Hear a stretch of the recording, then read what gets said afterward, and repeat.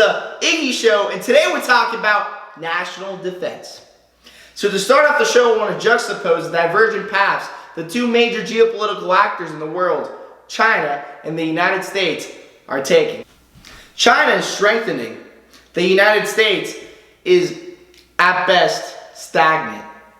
What's going on right now with China, it just tested a new supersonic, low orbital glider, nuclear, of course, that would basically bypass our ICBM defenses in the northern hemisphere.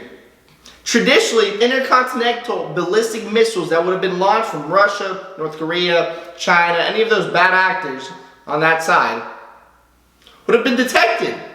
Why? Because they would cross paths with Alaskan airspace, North Polian airspace, where our systems are set up. But no, not this one.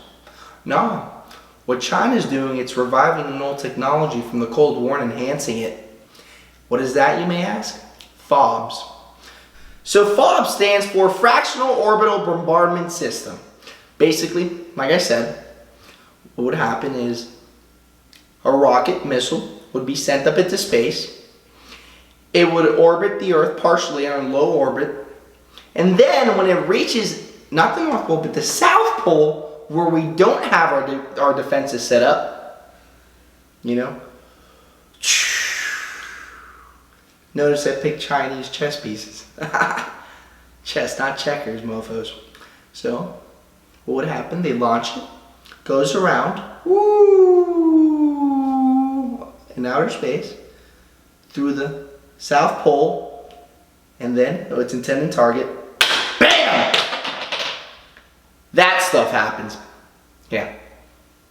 Aside from my chess pieces being all messed up, it's gonna cause the U.S. to scramble. And scrambling, we are.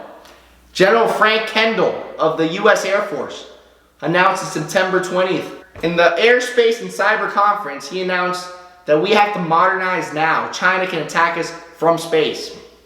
General Mark Milley, top general in the United States, nominated by Biden, says yes, China has been testing these missiles. According to Reuters, top U.S. general confirms very concerning Chinese hypersonic weapons tests. Financial Times was the first one to report that. China, just like everything they do, just like with everything they've done, they lie. Or they just withhold information. You know what they said? This is actually an article from South China Morning Post. Definitely very pro-China, at least. It says China's space program will go nuclear to power future missions to the moon and Mars. China's saying, oh, this is for space exploration, not for military growth. No. They're saying it's for space. Purely like innocent things. Of course it's not.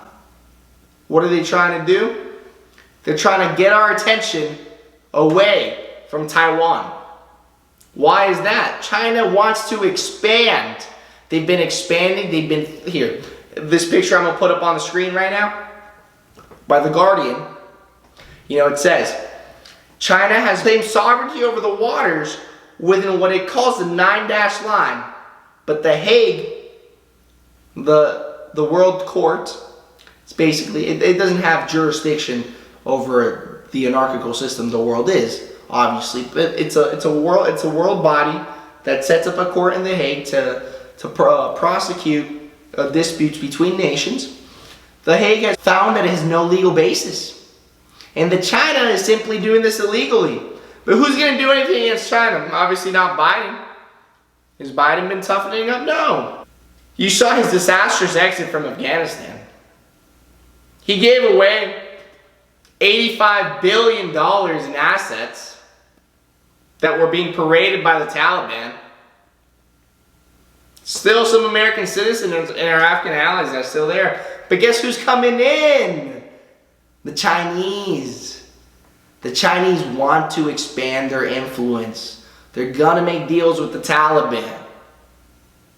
The Chinese aren't just expanding in the East and South China Seas. They're not just trying to go into the Philippines and send a bunch of flotillas there to claim those islands around the Philippines. They're not just trying to expand and claim the Senkaku Islands from Taiwan that Japan has been administering. No.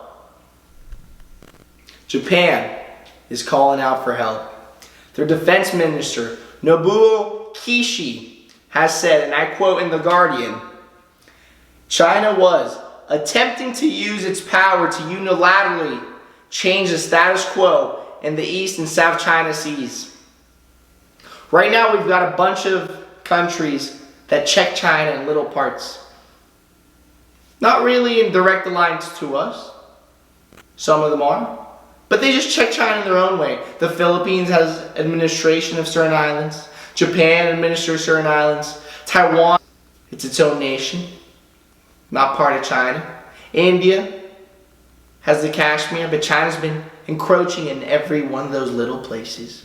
There's skirmishes with India in the Kashmir region. Dozens have been killed in clashes between the Indian and Chinese military. They're not at war. But damn right China's expanding. All these little things I delineated for you should cause concern. And now I'm going to tell you what we're doing. I'm going to tell you our divergent path. So this is what Biden's concerned with. Teaching critical race theory to our military. Making them think that the problem, oh no, it's not the Chinese, it's the whiteness. And that is causing divisiveness. To teach our soldiers that our Constitution, our founding ideals, were based on racist ideals. Who's going to stand up for those ideals? If someone tells me that the ideals I'm fighting for are inherently racist, why would I stand up for those ideals? Why would I even want to do that? If they tell me the person next to me, look, first of all, I'm Hispanic. But if they tell me that the white dude next to me has it out for me, you really think I'm going to, and they ingrain that in my head? You really think I'm going to perform to the best of my abilities to help my combat member? Who knows? I would hope so. Not only that, while China's unveiling all these hypersonic missiles and actually gaining little steps ahead of us by taking the first move, we're just naming a trans admiral, the first trans admiral. You know, I don't know how each of y'all feel about that. I'm not going to say my views. We're all entitled to our own opinions, right? But yeah, the first trans admiral, Rachel Levine. Yeah, that's really going to scare the Chinese. Come on. We should be focusing our efforts on tactics. We should be focusing our efforts on doing the first move. Not the second move. Not reactionary efforts, but proactive. Getting China to react. Let me tell you, it's not all damned. The United States still has the biggest defense budget in the world by a long shot. Even though China's been increasing it.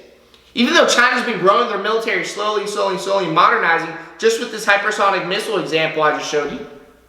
The US and Russia have been trying to do that, but China is getting there first.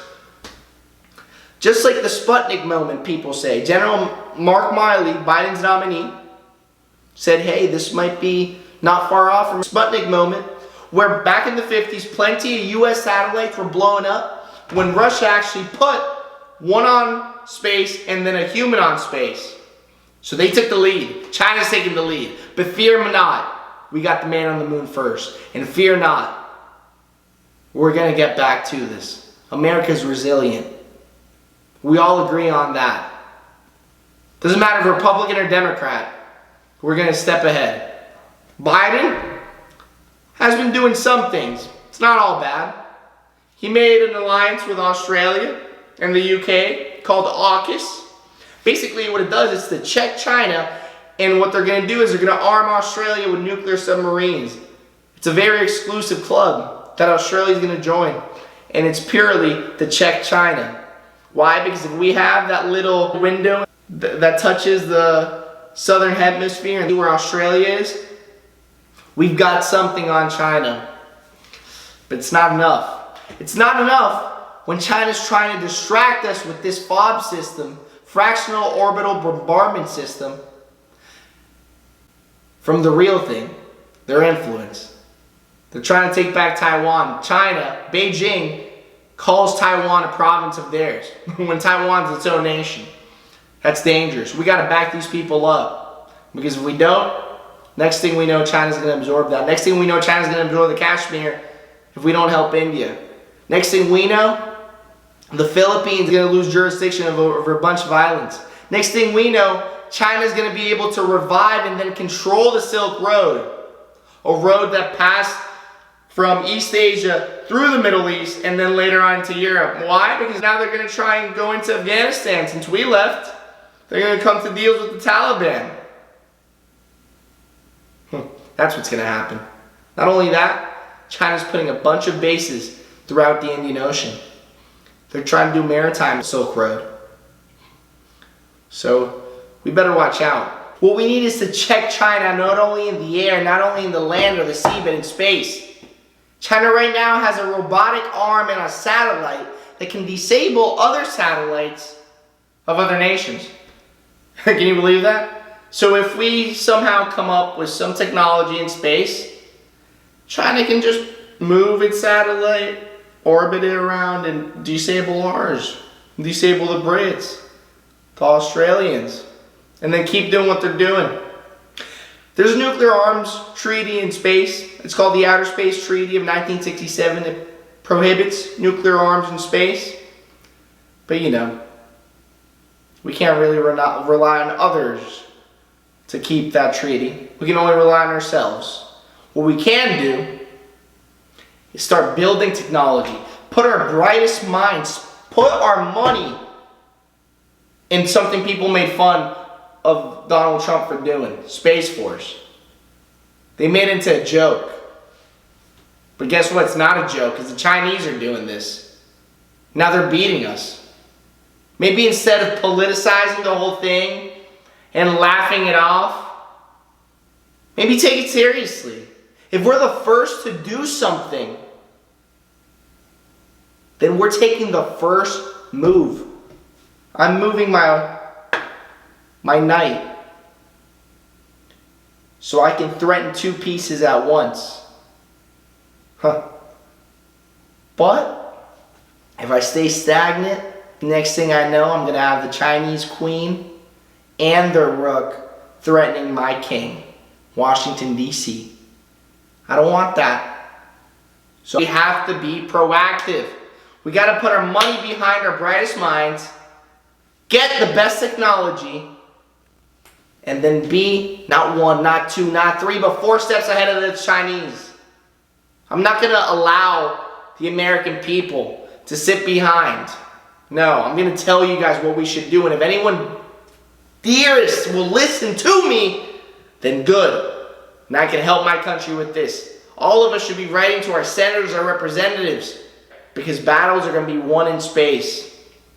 Star Wars, they might say it was a long, long time ago. I think it's going to be very, very soon.